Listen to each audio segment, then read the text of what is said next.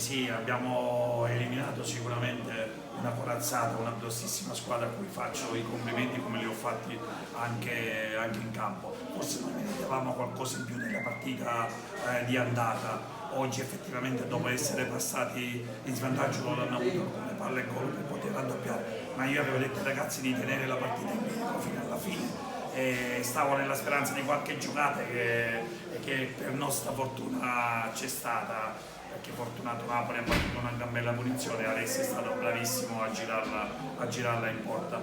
Veramente io faccio i complimenti ai miei ragazzi perché è stata un'impresa, stringendo i denti, avevamo gente che non stava anche bene fisicamente, ma ripeto soprattutto abbiamo avuto la fortuna di pareggiare e quindi di passare il turno contro un Gioci che veramente è una corazzata, non c'è dubbio.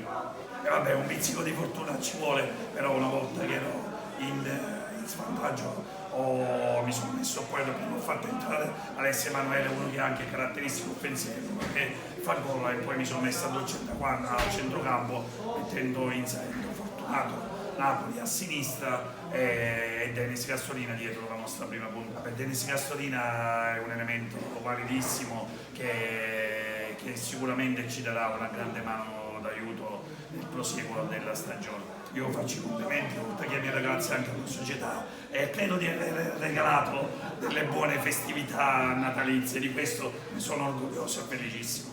Sì, è stato veramente dura perché abbiamo incontrato un'ottima squadra che gioca veramente bene, dove ci sono ragazzi che stanno giocando a calcio. Abbiamo preparato questa sfida al meglio, facendo anche tanti sacrifici, però siamo veramente tanto contenti che siamo riusciti a passare il turno. Sì, a dicembre abbiamo avuto un sacco di impegni importanti, sia per il campionato sia per la Coppa. E giustamente le forze poi vengono a mancare, però siamo un'ottima squadra, un'ottima rosa, tutti ci aiutiamo e siamo riusciti a portare questo risultato a casa. Ma questa squadra, l'abbiamo detto già all'andata, è una squadra veramente messa bene in campo, dove come dicevo prima ci sono alcuni elementi che fanno la differenza.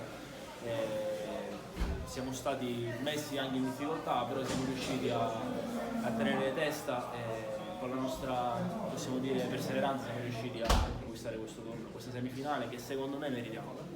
Sì, Dennis è un elemento abbastanza valido, lo conosciamo, ma come dicevo prima abbiamo una rosa abbastanza ampia, riusciremo anche con difficoltà, se ci saranno difficoltà, a sopperire alla mancanza di dormitori.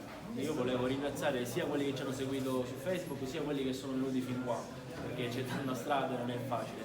E poi niente, auguro buone feste a tutta la RSC e al prossimo anno.